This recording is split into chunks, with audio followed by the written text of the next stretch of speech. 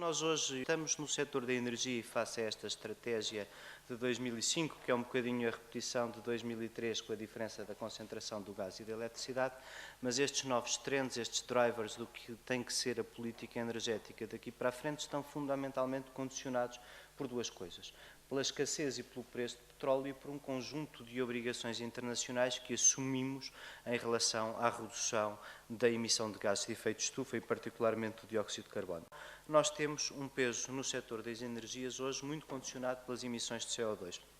Estamos, como já disse, sujeitos ao regime do comércio europeu de licenças de emissão, para além das obrigações de Quioto. Em relação às obrigações de Quioto, Portugal, na hipótese mais conservadora e mais otimista, tem um déficit naquele crescimento de 27% bruto de emissões, tem um déficit de cerca de 10 milhões de toneladas de CO2 para atingir o primeiro período de cumprimento de Quioto, e aquilo que dizem os documentos oficiais é que vamos cumprir esse déficit fundamentalmente por três vias. Uma primeira via que foi a utilização, esta possibilidade que o artigo 4º do protocolo prevê e que muito poucos, à exceção de Portugal, usaram, que é identificar como retentor de CO2 a possibilidade de sumidor da floresta, onde está cerca de 1/3 desse peso do nosso cumprimento. O outro terço do peso do cumprimento de Portugal em relação aos objetivos de Quioto vem de um conjunto de medidas que também elas afetam o setor da energia nas medidas difusas daquilo que é o Programa Nacional de Mitigação das Alterações Climáticas. O terceiro terço virá do cumprimento pelo comércio europeu de licenças de emissão e pela aquisição de licenças no mercado internacional. Oportunidades de investimento derivadas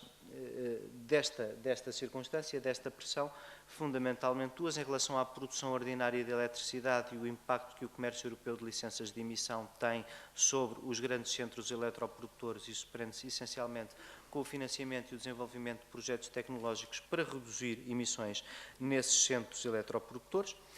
Tem que ver, no que diz respeito ao nosso plano de mitigação e à Estratégia Nacional de Energia, a um grande, pelo menos a um anunciado grande desenvolvimento da produção a partir de fontes de energia renováveis, embora, como terei ocasião de especificar um bocadinho mais à frente, nem todas estejam vocacionadas para a intervenção do capital de risco e algumas delas estão muito condicionadas neste momento. E depois, em relação ao setor dos transportes, mais um dos setores difusos, aquele responsável em termos absolutos pelo nosso maior crescimento de emissões de carbono, há, até pelas novas metas anunciadas a nível europeu, uma oportunidade extraordinária, que aliás já se referiu o primeiro orador, que é a introdução dos biocombustíveis no setor dos transportes.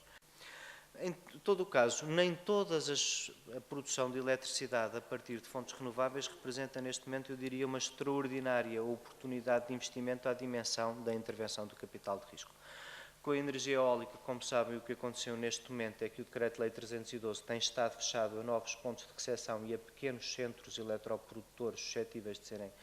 diria, mais apoiados pelo capital de risco, porque boa parte dos pontos de recepção, boa parte não, a totalidade dos pontos de recepção e boa parte dos que ainda estão por fazer, estão, sua visão, alocados a este concurso público da produção de energia eólica, que atribuiu já este primeiro lote de 800, que pode ir até 1000 megawatts no somatório de um conjunto de pontos de recepção, e neste segundo lote, cujo concurso público está justamente neste momento em fase de discussão, em fase, aliás, avançada de decisão. No entanto, há um potencial de crescimento enorme de produção de eletricidade, quer a partir da energia solar, quer através de um regime de produção de eletricidade, já vamos falar a seguir, da microgeração, o qual pode estar associado a diversos tipos de produção, mas que carece de uma regulamentação diferente.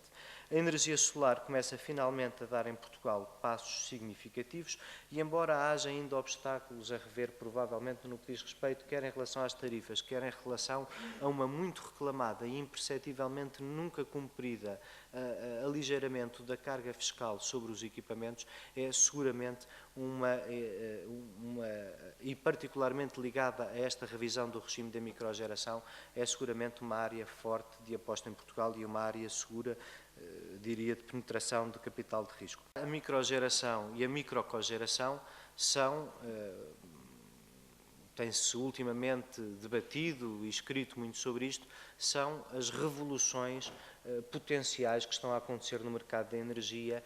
e o capital de risco está normalmente associado a este tipo de revolução. Estamos todos muito expectantes para saber o que é esta anunciada revisão do regime da microgeração. A microgeração estará, no fundo, para a produção de eletricidade e para os grandes centros eletroprodutores, como os telemóveis estiveram para o fim da rede fixa da PT. A ideia é, vamos diversificar a produção, vamos criar muitos centros de produção de eletricidade no país, a maior parte dos quais a partir de fontes renováveis. O principal estrangulamento hoje deste regime que a lei já possibilita, o Decreto-Lei 68 de 2002, é, no fundo, a pequena capacidade de absorção da rede da energia produzida em excesso. No fundo, para amortizar os equipamentos que se instalam para fazermos a nossa própria produção de eletricidade na piscina, no centro comercial, no condomínio fechado, enfim, numa enorme panóplia de oportunidades que se abram, está fundamentalmente ligada à necessidade de amortizar o mais rapidamente possível o equipamento, o que a possibilidade limitada de venda do excesso de produção, 150 kW, como sabem, à rede elétrica nacional, tem constituído uma limitação. Esperemos que esta anunciada em fevereiro, o anúncio que o Primeiro-Ministro fez em fevereiro no Parlamento, terá com certeza uma concretização legislativa a breve prazo. Esperemos que esteja aqui verdadeiramente a capacidade de estimular muitos projetos a partir de diversas fontes de produção de energia no país. As três que provavelmente vão ser as mais usadas são as pilhas de hidrogénio a gás, a pequena eólica, se bem que isso não terá seguramente em Portugal, em função do nosso sprawl urbano, a capacidade de expansão económica que teve, por exemplo, em Inglaterra ou na Escócia, onde recentemente teve um boom enorme. Uma razão simples, o equipamento, a tecnologia para a produção das mini ventoinhas eólicas em cidades e em aglomerados urbanos, como são o caso de quase metade da nossa população, estão em prédios altos, cuja estabilidade é relativamente difícil, mas em habitações, em condomínios, noutro tipo de construção fora dos grandes aglomerados urbanos, tem seguramente uma possibilidade de grande expansão, como também tem aqui a utilização da tecnologia fotovoltaica, um